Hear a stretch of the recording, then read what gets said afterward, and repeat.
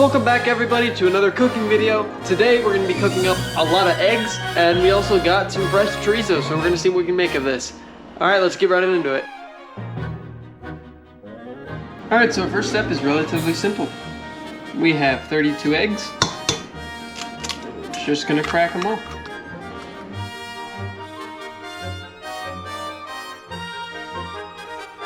So now we have all of our eggs all in here. We're going to add our milk. It's going to take a good amount. Good amount of salt. Black pepper, parsley, and a bit of cayenne. Now what you're going to do is just give it a good mix with your whisk until everything is all incorporated. Alright, just like that, we have all of our eggs all mixed and ready to go.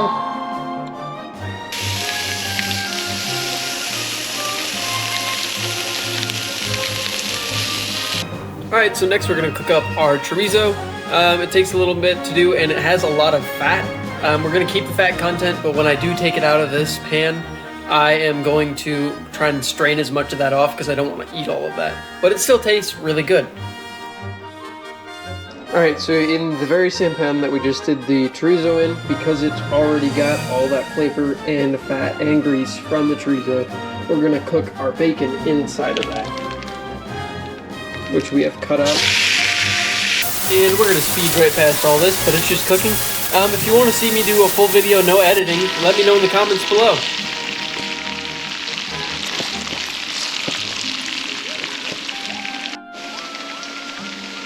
Alright, bacon is all cooked up. It's going to transfer it. And now we're just going to cut up some bell peppers. I think we're just going to keep them raw and put them on top of everything.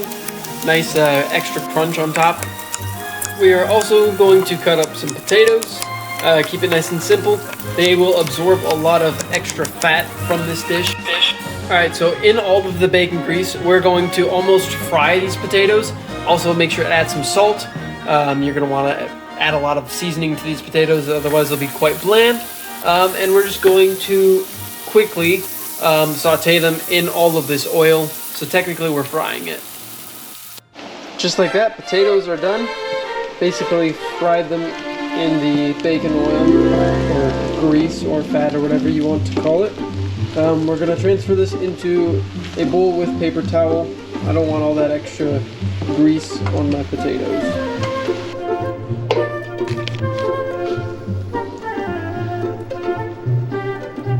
First thing we're going to do is melt our butter.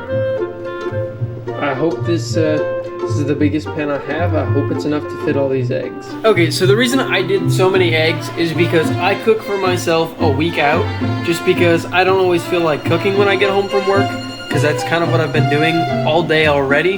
So it's really nice just to have a home-cooked meal ready to go. So that's why I have done 36 eggs, if that makes a lot more sense. But it's also just better for me to eat better food, so that's kind of why I do it. Alright, butter is all melted. Now we add in our eggs.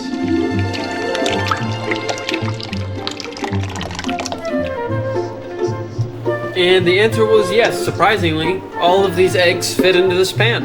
That shocked me. If you're still watching at this point in the video, feel free to leave a comment down below and let me know what you think of it. So the key with cooking scrambled eggs is you always want to have it on a low temperature. It's going to take longer for it to cook,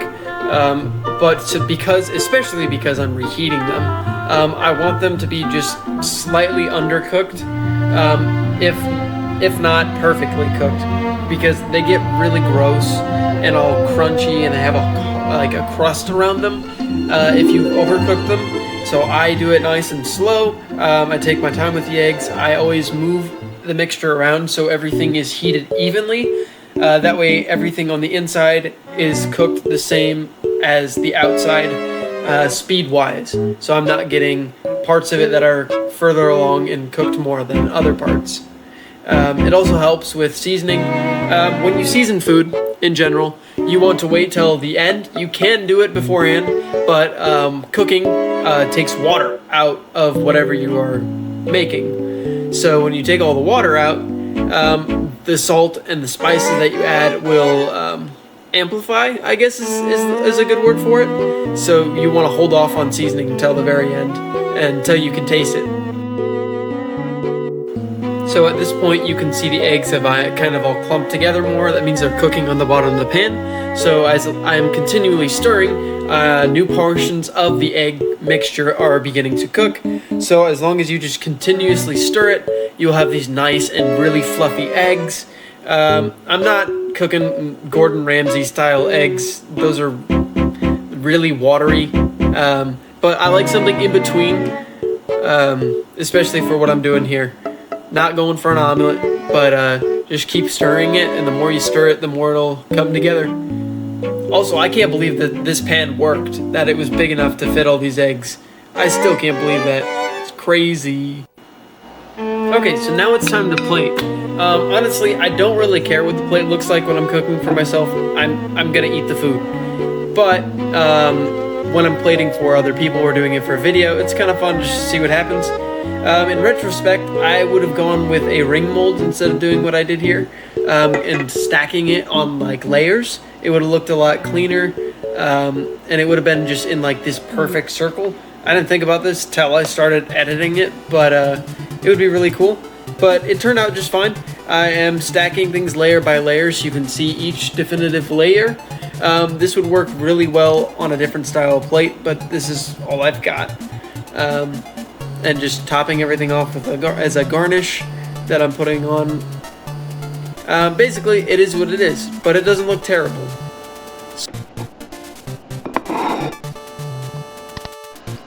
And just like that, we get another dish for the week. If you like my videos, please don't forget to like and subscribe, as it helps me out a lot, and I'll catch you in the next one.